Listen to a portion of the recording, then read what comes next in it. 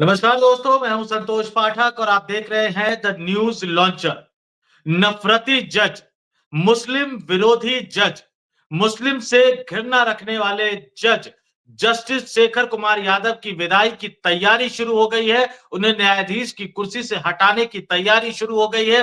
राजनीतिक दलों के सांसदों ने जो हस्ताक्षर अभियान चलाना शुरू किया था, उनके खिलाफ वो एक कामयाबी की तरफ बढ़ता हुआ नजर आ रहा है। और किस तरह से उस नफरती जज को हटाने की तैयारी शुरू की गई है, किस तरह से उनको अदालत से बाहर निकाला जाएगा, इन तमाम मुद्दों पर चर्चा करने के लिए हमारे साथ आज दो खास मेहमान मौजूद हैं। हमारे साथ जुड़ रहे हैं आशीष चित्रांशी जी, अभिषेक कुमार। और इस वक्त की बड़ी खबर जो निकलकर सामने आ रही है कि सांसदों का जो हस्ताक्षर अभियान है वो एक मुकाम पर पहुंचता हुआ नजर आ रहा है। और जस्टिस शेखर कुमार यादव जो जज की कुर्सी पर बैठे बैठे नफरती बयान देते हैं, सांप्रदायिक उन्माद से प्रेरित होकर बयान देते हैं, मुसलमानों के लिए अब शब्दों का इस्तेमाल करते हैं, उनको अब जज की कुर्सी से हटाने की तैयारी की जा रही है। आशीष जी, सबसे पहले आप ही के पास आएंगे। क्या तैयारी है, कौन कर रहा है, किस स्तर पर कर रहा है इस नफरती जज को बाहर निकालने के लिए? संतोष, ये एक बड़ी खबर है और मुझे लोकतांत्रिक व्यवस्था में सुखद खबर लग रही है कि इस नफरती जज की छुट्टी होने वाली है। ये कम से कम अभी प्रथम दृष्टया हम कह सकते हैं कि छुट्टी होने वाली है। बाकायदे एक महाभियोग सबसे पहले कपिल सिब्बल ने कार्यक्रम हमने किया था, अब तकनीकी वजह से जा नहीं पाया, लेकिन सबसे पहले कपिल सिब्बल ने जब प्रशांत भूषण और तमाम लोग दस्तखत अभियान चला रहे थे और चिट्ठियां लिख रहे थे चीफ जस्टिस को, उसी वक्त सिब्बल ने कहा था कि महाभियोग लाना चाहिए। अब ये महाभियोग जो है इनिशिएट हो गया है। अभी जो लेटेस्ट जानकारी है, इंडियन एक्सप्रेस के हवाले से जानकारी मिली है, 36 सांसदों ने जो है साइन कर दिए हैं। मैं नाम भी बता दूं, उनमें कुछ नाम जो सामने आ रहे हैं, दिग्विजय सिंह ने, कांग्रेस के दिग्विजय सिंह ने, जयराम रमेश ने, विवेक तनखा जो खुद ही वकील हैं, वरिष्ठ वकील हैं, विवेक तनखा ने भी कर दिया है इस पर दस्तखत। आम आदमी पार्टी से संजय सिंह ने कर दिया है, टीएमसी से साकेत गोखले और सागरिका घोष ने कर दिया है, आरजेडी से मनोज झा ने दस्तखत कर दिया है, समाजवादी पार्टी से जावेद अली खान ने दस्तखत कर दिया है, सीपीआईएम से जॉन ब्रिटास ने किया है दस्तखत, सीपीआई से संतोष कुमार ने दस्तखत किया है। इन सारे ये अलग अलग पार्टियों से यहाँ पर ये भी नजर आ रहा है, ये जो मैंने आपको बताया, कांग्रेस, आरजेडी, टीएमसी, आम आदमी पार्टी, सीपीआई, सीपीएम, सारी पार्टी हैं। यानी विपक्ष इस मसले पर, यहाँ पर इस उन्मादी और नफरती जज के खिलाफ विपक्ष एकजुट है। विपक्ष में यहाँ पर इस मुद्दे पर कहीं किसी तरह का भटकाव या कंफ्यूजन या विरोधाभास आपस में नहीं है, बिल्कुल क्लियर कट है। इस नोटिस में अनुच्छेद 124(4) और 124(5) इन दोनों के साथ जो न्यायाधीश जांच अधिनियम 1968 है, उसके तहत धारा 3(1)(b) से महाभियोग की प्रक्रिया शुरू करने के लिए दस्तखत करवाया जा रहा है। दरअसल प्रोसेस भी यहाँ पर समझ ले, पहले फैक्ट्स जरूरी है, उसके बाद बाकी तो एनालिसिस हम लोग करेंगे अभिषेक, और फैक्ट्स तो मैं जो बताऊंगा उससे ज्यादा बेहतर आगे अभिषेक बताएंगे। लेकिन राज्यसभा में 50 सांसदों को राज्यसभा में इनिशिएट करने के लिए 50 सांसदों का साइन होना जरूरी होता है। लोकसभा में इनिशिएट करने के लिए इस महाभियोग को 100 सांसदों का दस्तखत चाहिए होता है। तो अब ये 36 तो हो चुका है, 36, और इसमें जो मैं देख रहा हूँ दिग्विजय सिंह, विवेक तनखा, ये सब राज्यसभा वाले लोग हैं, ये संजय सिंह, ये सब राज्यसभा वाले हैं। यानी 50, यानी राज्यसभा में इनिशिएट किया जाएगा। जो मुझे तैयारी नजर आ गई, वो बता रहे हो, दस्तखत करने वालों के नाम बता दिए कि राज्यसभा में इनिशिएट होगा, और 50 मतलब करीब करीब वो संख्या हो गई है। और ये आज ही शुरू हुआ, और ये 36 बाकी कल हो जाएंगे। ये 36 से मुझे लगता है 50 क्या है, अगर विपक्ष मजबूती से किया तो हो सकता है 70-80 लेके जाइए संख्या।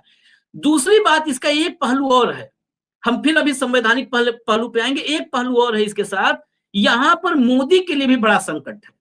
इस नफरती जज की छुट्टी होगी नहीं होगी, महाभियोग में एक और बड़ी बात है, ये जब इनिशिएट किया जाता है तो जो पीठासीन अधिकारी होता है यानी स्पीकर, स्पीकर सबसे पहले स्पीकर उसको एक्सेप्ट करेगा कि नहीं करेगा, ये तय करने का अधिकार स्पीकर के पास होता है।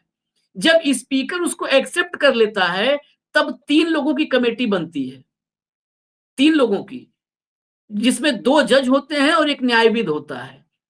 वहां वो 3 की कमेटी फिर तय करती है कि ये मामला महाभियोग चलाने लायक है कि नहीं है। यानी प्रोसेस इतना मतलब ऐसा नहीं है सरल बिल्कुल।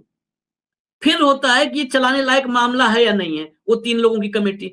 उसमें भी अगर एक्टिंग जज है हाई कोर्ट का, एक नॉर्मली एक सुप्रीम कोर्ट का जज, एक हाई कोर्ट का चीफ जस्टिस, हाई कोर्ट का चीफ जस्टिस, सुप्रीम कोर्ट के न्यायाधीश और न्यायविद होता है। तो अब ये हाई कोर्ट के एक्टिंग जज का मामला है, तो यहाँ पर जो मुझे अभी मैं समझ पा रहा हूं उसमें सुप्रीम कोर्ट के दो न्यायाधीश होंगे और एक न्यायविद होगा। 3 में सुप्रीम कोर्ट के 2 जज हो जाएंगे और एक न्यायविद होगा, फिर वो तय करेंगे। लेकिन उससे पहले जो मैं कह रहा था, यहां पर मोदी के लिए भी बड़ा संकट है। मैं बिरला के लिए संकट नहीं कहूंगा, मोदी के लिए संकट है। ओम बिरला या जगदीप धनखड़ वो तो रोज, और बिरला के लिए भी नहीं, मैं क्षमा चाहूंगा, जगदीप धनखड़ के लिए। धनखड़ साहब की जगह पर अगर हरिवंश बैठते हैं तो उनके लिए, और उनके लिए और बड़ी चुनौती है। इसके तह में अगर जाना शुरू करिए, क्योंकि आ गया है उनके ऊपर महाभियोग का प्रस्ताव आ चुका है। वो चेयर पर अगर नहीं होंगे, हरिवंश होंगे, तो हरिवंश जेडीयू से हैं। अब देखना होगा हरिवंश एक्सेप्ट करते हैं कि नहीं करते हैं। बिरला और धनखड़ होते तो पहला चुनौती यही होता कि ये 50 लोग, 70 लोग, 80 लोग साइन कर दें। वो एक्सेप्ट होगा कि नहीं होगा ये डिपेंड करता है पीठासीन अधिकारी पर। पीठासीन धनखड़ या बिरला होते तो तमाम संदेह मन में होते, इसमें कोई दो राय नहीं कहने में है भाई। अब हरिवंश तो है जेडीयू से, वो एक्सेप्ट करेंगे कि नहीं करेंगे। हरिवंश एक्सेप्ट कर लेते हैं तो फिर महाभियोग की प्रक्रिया चलाने के लिए 3 लोगों की कमेटी में चला जाएगा। इसलिए मैं कह रहा हूं ये मोदी के लिए बड़ा संकट है, मोदी के लिए संकट है। अच्छा, उसके बाद अब तक मान लिया बहुत चीजें दबी ढकी हैं, मंचों से मोदी जी कहते हैं हमारी योजनाएं सबके लिए हैं, तो ये फिर साफ हो जाएगा कि आपकी योजनाएं या आपकी नफरत किसके लिए है।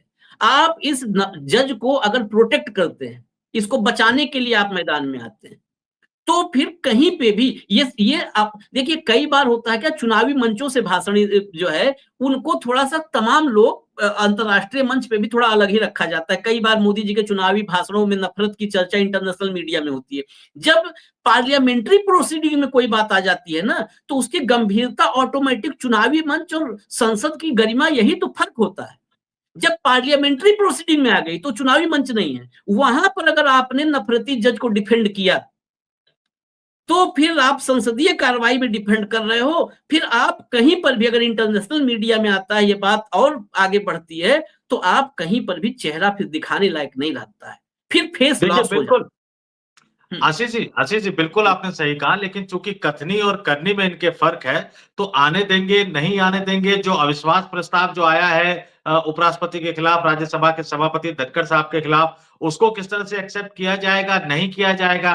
क्या धनखड़ इस वैधानिक परंपरा का पालन करेंगे कि जब उनके खिलाफ अविश्वास प्रस्ताव आए तो वो चेयर पर ना बैठे? तो ये भी तय करना है। तमाम परंपराओं को तोड़ते ही जा रहे हैं वो। राज्यसभा के सभापति, उपराष्ट्रपति होने के बावजूद पूरे देश में भ्रमण कर रहे हैं, और विपक्ष के नेता जो कि लोकसभा में विपक्ष के नेता है, उनके खिलाफ अनाप शनाप बोलते रहते हैं। जबकि परंपरा ये भी होती है कि राज्यसभा में बैठकर आप लोकसभा के किसी सांसद की आलोचना नहीं कर सकते, लोकसभा में बैठकर आप राज्यसभा के किसी सांसद की आलोचना नहीं कर सकते। लेकिन यहाँ जो राज्यसभा के सभापति के चेयर पर बैठा हुआ है, वही तमाम नियम कायदे कानून को तोड़ रहा है। और जहां तक हरिवंश जी की बात आपने की, पिछली बार जब जनता दल यूनाइटेड अलग हो गई थी मोदी सरकार से, तो फिर भी उपसभापति के चेयर पर वो बैठे रहे। इस पर कई तरह के सवाल भी उठे थे। लेकिन जैसा कि आपने कहा कि आपने इसके तकनीकी पहलू को बताया, हम अभिषेक जी के पास चलेंगे और इसके तकनीकी पहलुओं को समझने के लिए। अभिषेक जी, सबसे बड़ी बात जो निकल कर सामने आ रही है, जैसे कि आशीष जी ने कहा, 50 सांसदों की जरूरत है राज्यसभा में, 100 सांसदों की जरूरत है लोकसभा में। जो अब बाकी दलों को छोड़ दिया जाए, सिर्फ इंडिया गठबंधन की अगर बात करूं तो उनके पास लोकसभा में भी इसके लिए संख्या है, राज्यसभा में भी इसके लिए संख्या है। तो इसके और तकनीकी पहलू क्या है, किस आधार पर अगर धनखड़ साहब चाहे तो इसमें कुछ खेला कर सकते हैं? देखिए संतोष जी, पहली बात, आपके सवाल के जवाब पर आने के पहले एक लाइन में हरिवंश जी के बारे में कह दूं। जो विवादास्पद कृषि कानूनों को वॉइस वोट से पास कराने का फैसला था, वो धनखड़ साहब का नहीं था, वो हरिवंश जी का ही था। और बिल्कुल। नियम है कि एक सांसद ने भी अगर वोटिंग की मांग कर दी तो आपको वोटिंग करानी है। एक मेंबर ने भी कह दिया कि नहीं, ध्वनि मत नहीं होना चाहिए, वोटिंग होनी चाहिए, डिवीजन होना चाहिए, तो डिवीजन आपको कराना पड़ता है, जो नहीं कराया उन्होंने। तो उनकी बात छोड़ दीजिए, धनखड़ साहब बैठे, वो बैठे, दोनों एक ही काम करेंगे। सवाल ये उठता है कि जो ये प्रस्ताव लाया गया है, एक तो जो संवैधानिक पहलू है उसको काफी हद तक आशीष जी ने बता दिया कि उसमें आपको राज्यसभा में या लोकसभा में कहीं भी आएगा तो उस हाउस के स्पीकर पहले एक 3 मेंबर की कमेटी बनाएंगे, जिसमें एक जूरिस्ट होंगे, 2 जज होंगे, और तब वो एग्जामिन करेंगे कि ये मामला बनता है कि नहीं बनता है महाभियोग के लायक। लेकिन इम्पीचमेंट के लिए जो जजों के लिए जो आचार संहिता जैसी चीज मानी जाती है, उसमें भ्रष्ट आचरण और उससे भी ज्यादा इम्पार्शियल आचरण का नहीं होना, यानी जज का इम्पार्शियल नहीं होना, जज का निष्पक्ष नहीं होना, ये एक बड़ा मुद्दा माना जाता है। तो उस इम्पार्शियलिटी वाले मामले में तो साफ साफ दिख रहा है कि बहुसंख्यकवाद वो थोप रहे हैं। उसमें तो किसी को उनकी उनकी भाषा ही बता रही है कि वो थोप रहे हैं। अब इसमें जो बात आशीष जी ने कही नरेंद्र मोदी वाली और बीजेपी वाली, दरअसल बीजेपी आपदा में अवसर तलाश रही है। अब पूछिए कैसे? सदन के अंदर अगर ये प्रस्ताव मंजूर हो भी गया, देखिए ज्यादातर लोग 50 के करीब लोग अगर करेंगे तो आप रोक नहीं सकते, कितना रोकेंगे, और छीछालेदर होगी। वहां रोकेंगे, फिर लोकसभा आ जाएंगे, फिर वहां रोकेंगे, फिर पता चला किसी दिन राजीव कुमार के खिलाफ लेके आ गए। क्योंकि अब जिस ढंग से काम हो रहा है उसमें आप कितनों को रोकेंगे? तो मुझे नहीं लगता कि लोग रोकेंगे। खैर रोक दिया तो अलग बात, रोक दिया तो दूसरे हाउस में जाएगा, लेकिन नहीं रोका तो आपदा में अवसर बीजेपी तलाशेगी। कैसे? समाजवादी पार्टी को सदन के अंदर चैलेंज किया जाएगा कि एक पिछड़े वर्ग, राजद को चैलेंज किया जाएगा कि एक पिछड़े वर्ग, एक यादव समाज से आने वाले जज के ऊपर हमला हो रहा है, यही लोग जाति जनगणना की मांग करते हैं। ये राजनीति करने से बीजेपी पीछे नहीं हटती, और इस राजनीति को सदन के अंदर दिखाया जाएगा और लोगों को बताने की कोशिश की जाएगी कि ये लोग पिछड़े वर्ग के हितैषी नहीं है, उनके कोई जज आए उनके खिलाफ इंडिया अलायंस के लोग इम्पीचमेंट ला रहे हैं तो ये लोग उनके साथ खड़े हैं। भारतीय जनता पार्टी का प्रचार तंत्र उसे इस रूप में दिखाएगा। मैं ऐसा इसलिए कह रहा हूं क्योंकि अविभाजित भारत की जो अंतरिम सरकार थी 46 में, उसमें जोगेंद्र नाथ मंडल नाम के मंत्री थे, याद होगा आप, पढ़ा होगा आपने। वो चले गए थे विभाजन के बाद पाकिस्तान, फिर बाद में दुखद परिस्थितियों में भारत लौटे थे। किस ढंग से प्रोपेगेंडा मशीनरी उसका इस्तेमाल करती है उनके नाम का, सिर्फ एक समुदाय विशेष के खिलाफ हैट्रिड फैलाने के लिए। और जब प्रधानमंत्री के पद पर बैठा हुआ व्यक्ति बिहार में जाकर यह कह सकता है कि द्वारका से आया हूं, मैं ही असली यदुवंशी हूं, छत्तीसगढ़ की चुनावी सभा में अपनी बिरादरी बता सकता है, तो फिर इस मामले में कोई परहेज कर देंगे नरेंद्र मोदी या बीजेपी सरकार? ये मुझे नहीं लगता। यहां असल खेल, ये मुझे तो लगता है कि लोग आसानी से एक्सेप्ट करेंगे कि आओ अब हाउस के अंदर हम दिखाते हैं कि कौन सी राजनीति करनी है उस महाभियोग के मुद्दे पर। और वहां ये लोग पक्ष में खड़े होकर भ्रष्टाचार का मुद्दा, और भ्रष्टाचार का मुद्दा अगर नहीं है तो इम्पार्शियलिटी का मुद्दा दबा करके शेखर यादव की ओबीसी आइडेंटिटी को ऊपर लाने की कोशिश करेंगे और इंडिया अलायंस को घेरने की कोशिश करेंगे। जी अभिषेक जी, बिल्कुल आपने जो जाति की बात कही, और जैसा कि आपने कहा कि ओबीसी बहुत गर्व से कहते हैं, और ये बात तो निकल के आती ही है। आप एक तरफ कहते हैं हिंदुओं को एक हो जाओ तो सेफ रहोगे, मोहन भागवत जी सबको कहते हैं कि एक रहो, पूरे भारत की धरती पर बैठने आने वाला सब एक है। लेकिन जब जब ये फंसते हैं तब तब इनको जाति याद आती है। ये कहते हैं कि ओबीसी प्रधानमंत्री का अपमान हो रहा है, अभी धनखड़ साहब में कह रहे हैं कि जाट और किसान पुत्र का अपमान हो रहा है। आपने जब देवगौड़ा साहब के खिलाफ बयान देते थे, आलोचना करते थे, तो वो किसान पुत्र नहीं थे क्या? या जब आप इंदिरा गांधी की आलोचना करते थे तो क्या वो महिला नेता नहीं हुआ करती थी? तो ये उस तरह का एक प्रोपेगेंडा बनाते हैं और जो इनका टूल किट होता है वो उसको लागू करता है। देखिए, जहां तक नियम कायदे कानून की बात होती है, लोकसभा की कार्रवाई को पिछले कुछ सालों से लगातार मैंने कवर किया है। कई ऐसे मसले आए जब असदुद्दीन ओवैसी, आरएसपी से जो प्रेमचंद्रन साहब आते हैं, कई कांग्रेस के सांसदों ने कई महत्वपूर्ण मसले पर वॉइस वोट की बात की। चेयर पे बैठे हुए ओम बिरला साहब हो या उनके जो सभापति जो लिस्ट में जो तमाम, चाहे वो जगदम्बिका पाल हो या कोई और हो, उन्होंने उस मांग को नकारते हुए नियमों के खिलाफ जाकर ध्वनिमत से उस मसले को पारित घोषित कर देते थे। तो ये आम तौर पर एक परंपरा बन गई है। आशीष जी के पास चलेंगे। आशीष जी, जो यादव कार्ड का जिक्र कर रहे हैं अभिषेक, इसके दो पहलू निकलकर सामने आ रहे हैं।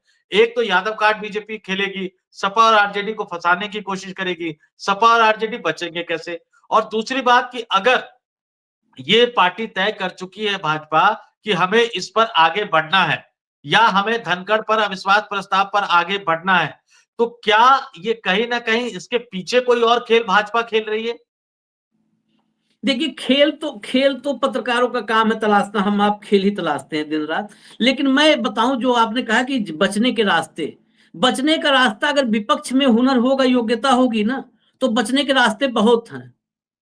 अगर लालू यादव आज सेहतमंद होते तो उसी ग्राउंड पर, उसी पिच पर नरेंद्र मोदी की एक गेंद नहीं खेलने देते। नरेंद्र मोदी की ही बॉल होती कि पिंक बॉल से खेलोगे, लाओ पिंक बॉल दे दो, व्हाइट बॉल से खेलोगे, लाओ व्हाइट बॉल दे दो, रेड बॉल से खेलोगे, लाओ रेड बॉल दे दो। जिस बॉल से खेलना है उस बॉल से खिलाते हैं। नेताजी होते सदन में। मैं अभी भी बताऊं, विपक्ष अगर एक्टिव रहा, आप बात करेंगे, जब संसद में जब आती है बात है तो बातों को पुरजोर तरीके से तथ्यों के साथ रखने आना चाहिए। महाराष्ट्र में बताइए, उसी संसद में, आप उसी संसद में बताइए ना, क्यों अब तक इस समय तक कांग्रेस या विपक्षी दल एग्रेसिव नहीं है। महाराष्ट्र में बन तो गई सरकार, बन गई, और परभणी जल रहा है। औरंगाबाद के पास जिसे संभाजी नगर कर दिया, उससे 200 किलोमीटर दूर है परभणी। वहां पर संविधान का अपमान हुआ है। बाबा साहब की प्रतिमा में जो हाथ में संविधान रहता है, उस कॉन्स्टिट्यूशन का है? दलित वो क्या हो रहा है? दलितों का आप खाली संसद में चर्चा के लिए यादों की बात होगी। मैंने कहा था, मनुवादी होने के लिए नाम के आगे चित्रांशी, पाठक और कुमार और सिंह लगा होना जरूरी नहीं होता है। मनुवादी एक सोच है। इंसान कहे तो ना कि इंसान हर, जैसे जब बात होता है किसी धर्म को किसी आतंकवाद से जोड़ने की, तो बात होती है ना कि आतंक का कोई धर्म नहीं होता, हर धर्म में सोच आतंक की होती है। वैसे ही मनुवादी सोच होती है, उसके लिए टाइटल वगैरह नहीं जरूरी है। यादव की बात होती है तो गिना दो ना, 2017 से झांसी में पुष्पेंद्र नाम का लड़का एनकाउंटर हुआ, आज तक जवाब नहीं दे पाया कोई, उसका कोई प्रोफाइल ही नहीं था बुरा है? अब पूरे उत्तर प्रदेश में यादवों के साथ 2017 से 2024 तक का ट्रैक रिकॉर्ड खोल के रखो ना, बताओ। मुलायम सिंह यादव होते तो आज मतलब कच्चा चिट्ठा, मुंह दिखाने लायक सदन से बाहर निकल करके बहुत नेता यूपी जाते नहीं, 15 दिन दिल्ली में ही रहते। लेकिन वो उसके लिए गट्स चाहिए, उसके लिए आपको उतना ग्राउंड की रियलिटी से जुड़ा होना चाहिए। लालू यादव को बैठा दीजिए ना, और 2 घंटे के लिए उनको एक बार फिर से सेहत, उनको ईश्वर उनकी सेहत थोड़ा सा दुरुस्त कर दे। अभी देखिए, कहा तो जोन बॉल से खेलना, उस बॉल से खेल लें, वो चाणक्य खेल लें, चंद्रगुप्त आ जाए, सब खेल लें, सबको खिलवा देगा एक आदमी। मैं उस चाणक्य और चंद्रगुप्त का अपमान नहीं कर रहा हूं, ये कथित स्वयंभू चाणक्य और चंद्रगुप्त बन के बैठे हैं, इन सब की बात कर रहा हूं। वो चाणक्य और चंद्रगुप्त तो योग्य थे, तो इतिहास में आज हमारे इतिहास में स्वर्णाक्षरों में दर्ज है। ये कौन से अक्षर में दर्ज होंगे अभी पता ही नहीं है हमको, तो पता है, बोल नहीं सकते हम कौन से अक्षर में दर्ज होंगे। काला पन्ना क्या काली स्याही होगी, काले पन्ने काली स्याही से लिखा जाएगा, आप देख लीजिएगा। तो बात है क्षमता, कहीं कोई ट्रैप नहीं। क्या है ना कि बीजेपी इतने एक बात बीजेपी की खूबी है, आप देखिए, सोरोस किसका आदमी निकला, हम तो चौंक गए भाई, सोरोस भाजपा का आदमी निकला। अब लेकिन आशीष चित्रांशी बोल रहा है और कांग्रेस और विपक्षी नहीं कह रहे हैं। हम तो कह रहे हैं चलो आज सोरोस और अडानी दोनों पे संसद में चर्चा करते हैं, इसी बहाने सोरोस पे भी बताएंगे ना कि अरे जयशंकर का बेटा सोरोस के यहाँ लगातार काम किया।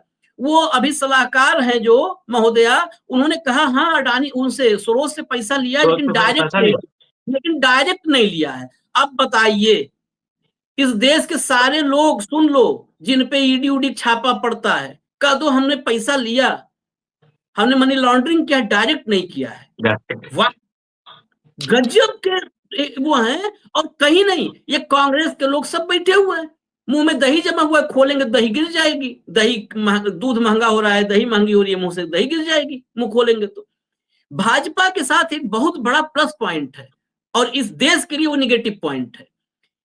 इतने एग्रेसिवली देखिए, झूठ बोलना बड़ी बात नहीं है, झूठ बोलना, झूठ पकड़ा जाता है, झूठ बोलता है आदमी, या तो वो इफेक्टिव झूठ नहीं होता है। झूठ इफेक्टिव कब होता है, जब बड़े एग्रेसिवली बम्बार्डमेंट होता है झूठ का। और बीजेपी जब भी झूठ लाती है तो इतने एग्रेसिवली लाती है कि चारों तरफ झूठ ही झूठ सुनाई देता है, कुछ और नहीं सुनाई देता। नहीं बिल्कुल। आप तो ये एग्रेशन नहीं है विपक्ष में। संतोष, ये एग्रेशन जब लाइक करता है ना, तो आपका सच भी दब जाता है, सामने वाले का झूठ हावी हो जाता है। वो सरोज दिन रात चिल्ला रहे, सरोज उनका आदमी निकल गया। आज वो महेश जेठमलानी है, एक पूर्व सांसद भाजपा के, उन्होंने कहा कि यूएपीए के तहत सोनिया गांधी पर मुकदमा दर्ज होना चाहिए और एनआईए से जांच करवानी चाहिए। कांग्रेस को मैं कह रहा हूं इसी मैटर पे ये लोग चुप हो जाते हैं। हम राजनीति के जानकार नहीं है, मैं कहता हूं मुझसे सारे योग्य होंगे, जो अगर कभी पहली बार का पार्षद हो भी मुझसे ज्यादा राजनीतिक रूप से योग्य होगा। हम हमेशा कहते हैं पत्रकारिता में भी लोग हमसे सारे योग्य हैं, राजनीति में तो बहुत ही योग्य हैं।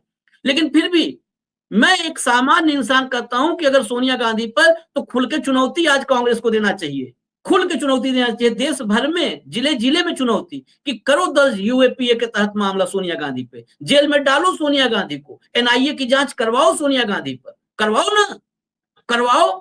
आज मोदी और शाह के साहस को चुनौती देने का वक्त है कांग्रेस की तरफ से, कि मोदी और शाह के साहस को चुनौती दे दें कि सोनिया पर यूएपीए के तहत मुकदमा दर्ज हो, और यूएपीए के तहत मुकदमा दर्ज होने के बाद उन्हें बाहर भी नहीं रहना चाहिए, जेल में डाल दो सोनिया गांधी को और जांच करे एनआईए। मोदी और शाह के साहस को सबसे बड़ी चुनौती देने का सुनहरा मौका है कांग्रेस के पास। जिले जिले में कहे, मांग करे, चलो या तो माफी मांगो, नहीं तो जेल में डालो सोनिया गांधी, घुटने के बल बैठ के माफी मांगो दोनों चाणक्य और जो बिल्कुल कथित बिल्कुल आसिफ जी, और सबसे बड़ी दिलचस्प बात यह है कि 2014 से 2024 खत्म होने की तरफ आ गया, अब हम 2025 की तरफ जा रहे हैं। वो कहां गया दामाद जी, 2G और तमाम घोटाले जो है, कहीं कोई आगे नहीं बढ़ पाया। इनकी हिम्मत नहीं है कि ये सोनिया गांधी को जेल में डाल सके। लेकिन दुर्भाग्य की स्थिति, जैसा कि आपने भी कहा, कि कांग्रेस इनके प्रचार अभियान से खेल नहीं पा रही है। लेकिन एक जो दूसरा आपने शब्द यूज किया ना, चंद्रगुप्त और चाणक्य, उसी बिहार की धरती से मैं आता हूं जहां से चंद्रगुप्त और चाणक्य आया करते थे। दुर्भाग्य की स्थिति है कि गोदी मीडिया ने इस भाजपा के अंदर अब बहुत सारे चंद्रगुप्त और चाणक्य पैदा कर दिए हैं। अमित शाह को चाणक्य कहा जाता है, महाराज जिता के लाए तो भूपेंद्र यादव के लिए भी चाणक्य लिखा गया, अश्वनी वैष्णव के लिए भी चाणक्य लिखा गया, जो जो स्टेट जिता के लिए आता है उसके लिए चाणक्य लिखा गया। अब इसकी विडंबना, इसको हम कह सकते हैं कि गोदी मीडिया को पता नहीं कि भैया चाणक्य एक ही होता था, एक ही संगठन में एक ही हो सकता है, लेकिन यहाँ जिसकी मर्जी में आता है वो चाणक्य बना देता है। और चंद्रगुप्त तो खैर हर कोई बनना चाहता है, नरेंद्र मोदी बने हुए हैं, अपने आप को बताते रहते हैं, योगी आदित्यनाथ बनना चाहते हैं, फडणवीस बनना चाहते हैं, हेमंता बिस्वा शर्मा बनना चाहते हैं। लेकिन एक बड़ा सवाल जो हम अभिषेक के पास चलेंगे, अभिषेक जी, जो सबसे बड़ी बात यहाँ पर निकल के सामने आ रही है, तमाम तथ्य तो आ गए, ये कह दिया गया कि अगर लालू यादव या मुलायम सिंह यादव होते तो वो मोदी की पिच पर जाकर उन्हीं की पिच पर इतनी शानदार बैटिंग करते कि कोई बॉलिंग करने के लिए आगे नहीं आता बीजेपी की तरफ से। लेकिन आज इस तरह का खेल खेल रहे हैं, और इसमें भी आप देखिए कि किस तरह का पूरा माहौल बना दिया जा रहा है कि अपने आप उस खबर को प्लांट करते हैं, उसको आगे लेकर आप बढ़ते हैं, और फिर उसको लेकर एक पूरा माहौल बना दिया जाता है। बाकी काम जो रहा सहा जो काम होता है वो गोदी मीडिया करता है। नंबर आपके पास है, आप दोनों सदनों में महाभियोग ला सकते हैं, न्यायपालिका पर जो दाग और जो धब्बा लगता हुआ नजर आ रहा है उसको दूर करने की कोशिश और प्रयास कर सकते हैं। कैसे कामयाब होगा ये प्रयास? देखिए संतोष जी, अब लोगों में गोदी मीडिया से और प्रोपेगेंडा मशीनरी से ऊब पैदा होने लगी है, लोग उबने लगे हैं। अब पहले लोग व्हाट्सएप फॉरवर्ड देखकर बड़े उत्साहित होते थे, और अब सोसाइटी का एक बड़ा तबका दिख रहा है जो उस व्हाट्सएप फॉरवर्ड से खींचा हुआ दिखता है। मैं देखता हूं कि कितने सारे व्हाट्सएप ग्रुप को लोग छोड़ते हैं, फिर जबरदस्ती पकड़ के लोग उनको जोड़ देते हैं। मैं रोज देखता हूँ, बहुत सारे व्हाट्सएप ग्रुप में मैं भी हूँ। हालांकि मैं, कुछ पोस्ट मेरे पसंदीदा नहीं होते, कुछ ग्रुप ऐसे नहीं है जिसमें मैं रह सकूं, लेकिन तब भी रहना पड़ता है, क्योंकि उससे समाज की जानकारी मिलती है कि वे ऑफ थिंकिंग किस तरह से। बात जो आप कह रहे हैं कि प्रोपेगेंडा मशीनरी से कैसे निपटेगी कांग्रेस, दरअसल निपटने की जरूरत नहीं है। ये निपटने की कोशिश करते हैं इसलिए और उलझते हैं। यहां जरूरत दूसरी है, यहां जरूरत है कि आप अपना काम तो कीजिए। आपका काम है सदन में बोलना, आपका काम है सड़क पर संघर्ष करना, आपका काम है सांगठनिक क्षमता के साथ सामने आना, और ये तीनों कामों में देखा जाए तो पूरी तरह से फेल हो रहे हैं। इस बात को कहने में कोई दो राय नहीं है कि ये तीनों पूरी तरह से फेल हो रहे हैं। अब आप बताइए, ये मामला अंततः लोकसभा में आएगा, अगर ये मंजूर हो गया तो लोकसभा में जब आएगा ये मामला तो आप देख लीजिएगा। मैं फिर कहता हूं, आज सदन में कोई दंडवते नहीं है जिन्होंने कि रामास्वामी के खिलाफ पहली बार वो किया था, इनिशिएट किया था। सोमनाथ चटर्जी नहीं है जिन्होंने इनिशिएट किया था। आज सदन में जो जाल बिछाया जाएगा, निशिकांत दुबे जैसे लोग जाल बिछाएंगे और उस जाल में ये फंसते हुए नजर आएंगे। ये अंततः इस डिबेट को ले जाकर के महाभियोग की डिबेट को हिंदू मुसलमान डिबेट में तब्दील कर दिया जाएगा। लिहाजा स्किल्ड पार्लियामेंटेरियन जो कहते हैं ना, जो किसी भी तरह के इस तरह के मामले को डाइल्यूट कर सके, बहुत कम है। आप सब कुछ कह दीजिए, सब कुछ आप कर लीजिए। आप चंद्रशेखर की स्पीच देखे हैं पार्लियामेंट में, बहुत सारे यूट्यूब पर हम लोग देखते हैं। आपने जॉर्ज फर्नांडिस की स्पीच देखी है, सोमनाथ दा की स्पीच देखी है, तब पता चलता है कि पार्लियामेंट में प्रियरंजन दास मुंशी की स्पीच कांग्रेस के अंदर से, याद कीजिए, ये लोग डाइल्यूट कर देते थे पूरे मामले को। अब यहाँ डाइल्यूट करने वाले की कमी है और ये लोग ट्रैप में आ जाते हैं।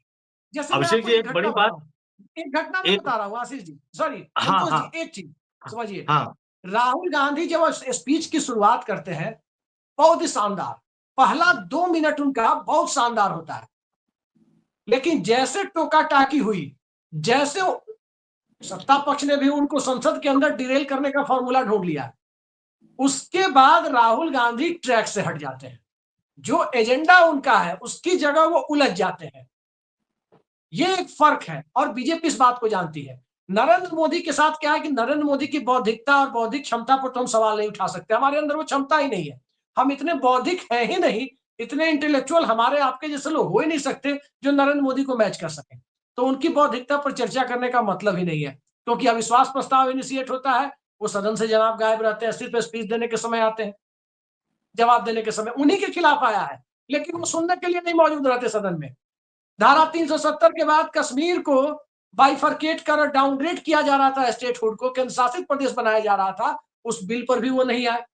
तो ये देखिए, ये उनकी बात है। लेकिन सदन के अंदर आज भी आप कुछ भी कह लें, हम सब कुछ भी कहें, लेकिन सदन के अंदर कोई सबसे बढ़िया स्पीच इन सब मुद्दों पर देता है तो असदुद्दीन ओवैसी है या महुआ मोइत्रा है। ठीक है, असदुद्दीन ओवैसी जिस धर्म से आते हैं, बीजेपी को आसानी होती है। कई लोग उन्हें बी टीम भी कहते हैं, मैं नहीं जानता बी टीम है या नहीं, लेकिन जब वो बोलते हैं तो निश्चित तौर पर इन सब मुद्दों पर बहुत ही प्रभावी स्पीच देते हैं। नहीं, आज लेकिन की तारीख में सदन में अभिषेक जी डिरेल एक नहीं हो सबसे बड़ी बात है, ये मुद्दा अभिषेक जी सदन में एक, आए तो वो डिरेल नहीं हो, उसी की नहीं जरूरत है कि वो अभिषेक जी एक डिरेल नहीं सबसे हो। बड़ी बात है कि जो आपने चंद्रशेखर साहब का जिक्र किया, बाकी अन्य नेताओं का जिक्र किया, उस समय कुछ लाज शर्म और हया बची हुई थी। यहां आज की हालत यह है कि अगर विपक्ष का कोई नेता बोलना चाहेगा या शानदार बोलेगा या अच्छा बोलेगा, तो आसन पे बैठा हुआ व्यक्ति, सत्ता पक्ष तो बाद में टोका टोकी शुरू करता है, यहां तो आसन पर बैठा व्यक्ति ही कुछ ना कुछ ऐसा कर देता है कि वो डिरेल हो जाए। और बाकी रहा सा काम जो संसद टीवी का जो प्रोड्यूसर बैठा होता है, जिसको आदेश कहीं और से आता है, और जब हंगामा होता है तो लोकसभा स्पीकर कहते हैं कि मेरे कंट्रोल में तो संसद टीवी है ही नहीं। तो इस तरह की अगर घटनाएं होती है तो आप कैसे उसको ढंग से बोल पाएंगे। जहां तक ओवैसी साहब का सवाल है, उनके साथ विडंबना ये है कि वो अपनी पार्टी में इकलौते सांसद है, तो उनको उसी तरह का समय अलॉट होता है। महुआ मोइत्रा के साथ क्या है कि जो फॉर्मूला राहुल गांधी के साथ अपना लिया गया है, वही फॉर्मूला महुआ मोइत्रा के साथ अपना लिया गया है कि कोई सत्ता पक्ष की तरफ से चिटका दे या कोई कुछ बोल दे, या सभापति के आसन पर बैठा हुआ कोई व्यक्ति बोले कि समय कम है, जल्दी खत्म कीजिए, तो वो ट्रैक से डिरेल हो जाती है। राहुल गांधी का बिल्कुल आपने सही कहा कि 4-5 सांसदों की बाकायदा ड्यूटी लगाई जाती है कि बीच बीच में हुटिंग करना है, बीच बीच में उनको याद दिलाना है। दिक्कत क्या होती है राहुल गांधी के साथ, फिर उनको अपने पेज भूल जाते हैं कि उनको क्या बोलना है, किस मुद्दे पर फोकस करना है, कैसे बोलना है, ये तमाम चीजें वो भूल जाते हैं। अब हम आशीष जी के पास चलेंगे। आशीष जी, पास हो या ना हो, अगर इस तरह का प्रस्ताव आता है, इससे पहले हमने देखा कई बार कि जजों को इस्तीफा तक देना पड़ा। अगर इस तरह का प्रस्ताव आता है तो एक डर पैदा होगा मोदी सरकार में, एक डर पैदा होगा जुडिशरी में, जो तमाम लोग संघी बनने की फिराक में और रेस में लगे हुए हैं। एक डर पैदा होगा राजीव कुमार में, एक डर पैदा होगा उन तमाम संवैधानिक पदों पर बैठे लोगों में जिन्होंने अपना संघ की तरफ बढ़ने का या अपना फ्यूचर का जो अपना प्लान है रिटायरमेंट के बाद का, उसको अपनाने के लिए सारी हदें पार करने को तैयार होते हैं। एक डर पैदा होगा, खौफ पैदा होगा कि नहीं होगा? संतोष, पहले तो एक बहुत अच्छा याद दिलाया आपने, बहुत वैलिड पॉइंट, उससे मैं शुरू करता हूं कि जो आपने कहा ना कि वो दौर, अभिषेक ने जिनकी भी चर्चा की, चंद्रशेखर की चर्चा कर ले, जितने की भी, सोमनाथ दा की चर्चा कर ले, जिसकी भी चर्चा करें, प्रियरंजन दास की चर्चा करें, वो दौर अलग था। उस दौर में मैं देखता हूं, हम लाइव उस समय भी देखते थे, आज भी कई बार क्लिप्स देख लेते हैं, अभिषेक की चर्चा करते हैं तो कई बार क्लिप लेके आते हैं, देखिए देखिए, और उस समय का भी याद आता है। उस दौर में किस तरीके से लालू यादव जैसे सांसद जब बैठे होते थे, खुशी भी होती है वो दौर याद करके कि हमारे देश में वो भी संसदीय व्यवस्था, परंपरा, वो भी संसदीय कार्रवाइयां हमने देखी हैं अपने आंख से, और फिर शर्मिंदगी आती है कि यार ये भी देखना हमारे किस्मत में लिखा था। उसमें अटल जी की कैसी खिल्ली उड़ा देते हैं लालू यादव, कैसा, मतलब वो व्यंग, तीखा व्यंग, व्यंग के भी कई तरीके होते हैं, कई प्रकार के व्यंग होते हैं, इतना तीखा व्यंग, उस तीखे व्यंग पर अटल बिहारी वाजपेयी ठहाके मार के हंस रहे हैं, ऐसा लग रहा है कि कहां पर एक के बजाय 3 लड्डू आज पा गए हो। मतलब उन्हीं पर तीखा व्यंग, कह रहे अब तो छोड़ दीजिए भाई, नेहरू जी ने कहा था एक बार 2-2 बार बन गए, क्या क्या ऐसे बोलते थे लालू यादव, और वो ठहाके मार के हंस रहे हैं। वो ममता बनर्जी पर टिप्पणी, पूरा संसद, पूरा सदन ठहाकों से गूंज रहा है। आज के दौर में एक टिप्पणी कर दो तो ऐसा लगता है वो, मैं ये शब्द हो सकता है संसद में बैठे लोगों को आपत्ति हो, लेकिन मैं अपनी जिम्मेदारी पे बात कर रहा हूं। आज सदन में कोई विपक्षी नेता कोई अगर तीखा तंज कर दे तो अमित शाह की भाव भंगिमा जरा देखिए, वो भाव भंगिमा खाली देखिए, हंसते मुस्कुराते तो मैं देखता ही नहीं, हंसते मुस्कुराते कब है, जब वो निशिकांत दुबे जैसे, मतलब कहते ना, तंज भी उस सी ग्रेड का होता है, वो तंज होते नहीं है, कहीं पे किसी को अपमानित करना, किसी को अपमानित, वो बेसिकली अपमानित करना, किसी को डिग्रेड करना, डिफेम करना, मतलब छिछले दर्जे का, छिछोला दर्जे का एकदम होता है। उस पे कई बार हंसते हुए देख लेता हूं।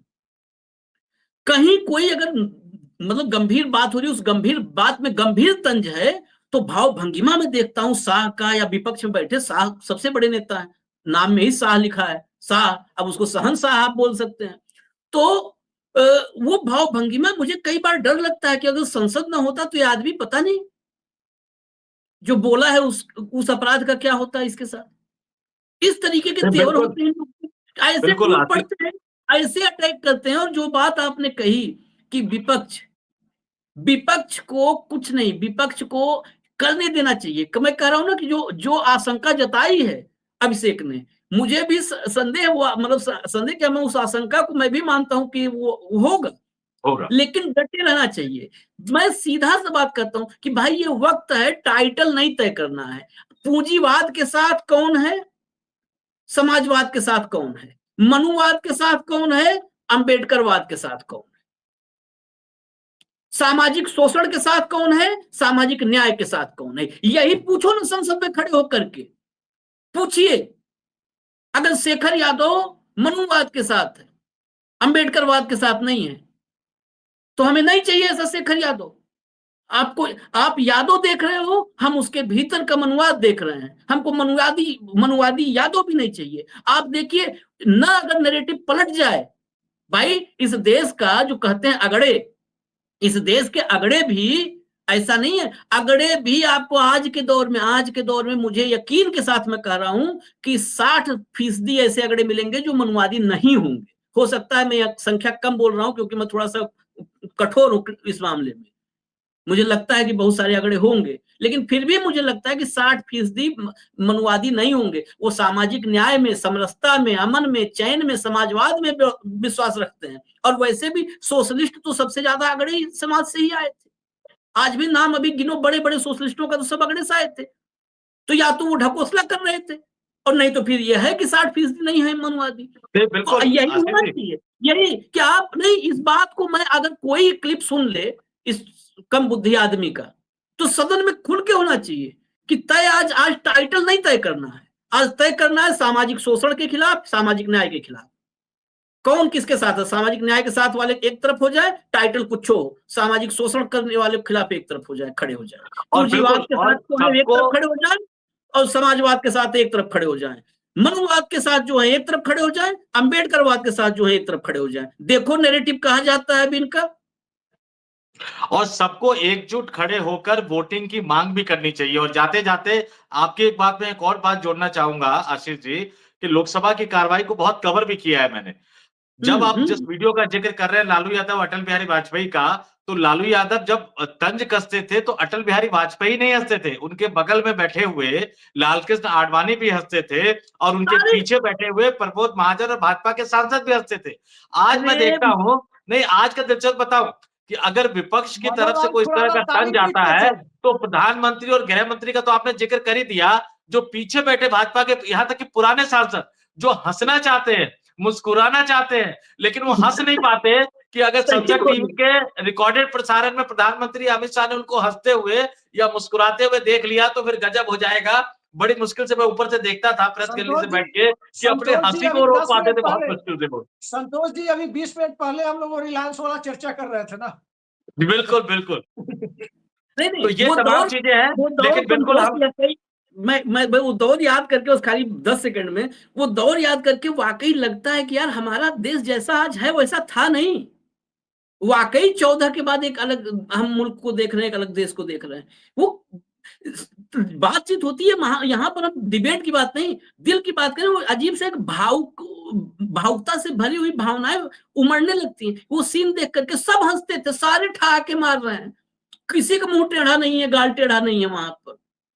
अब तो ऐसे लगता है कि जैसे रंजिशों को पाले हुए, सदियों की रंजिशों को पाले हुए बैठे कुछ शत्रु बैठे हुए हैं। बिल्कुल, और लोकतंत्र को एक तरह से भारत और पाकिस्तान का मैदान बना दिया गया है कि आलोचना कोई बर्दाश्त करता नहीं है, आलोचना सहन होती नहीं है और षड्यंत्रों का इस्तेमाल, टूल किट का इस्तेमाल करके विरोधियों को निपटाने की कोशिश की जा रही है। लेकिन यहाँ हमारा मसला सिर्फ इतना है, संविधान की रक्षा होनी चाहिए, न्यायपालिका की गरिमा की रक्षा होनी चाहिए। विपक्षी दलों के सांसदों ने जो मुहिम शुरू की है, उनको अंजाम तक पहुंचाना चाहिए। सदन में तगड़ी जोरदार बहस करनी चाहिए और उस पर वोटिंग भी करवानी चाहिए। किसी भी हालत में उनको वोटिंग करवानी चाहिए ताकि जनता को पता तो लगे कि कौन किस पक्ष में खड़ा है, कौन किस पाले में खड़ा है, ताकि इतिहास उनको याद रख सके। इस चर्चा में फिलहाल इतना ही। मुझे, आशीष जी को, अभिषेक जी को दीजिए इजाजत। देखते रहिए न्यूज लॉन्चर। नमस्कार।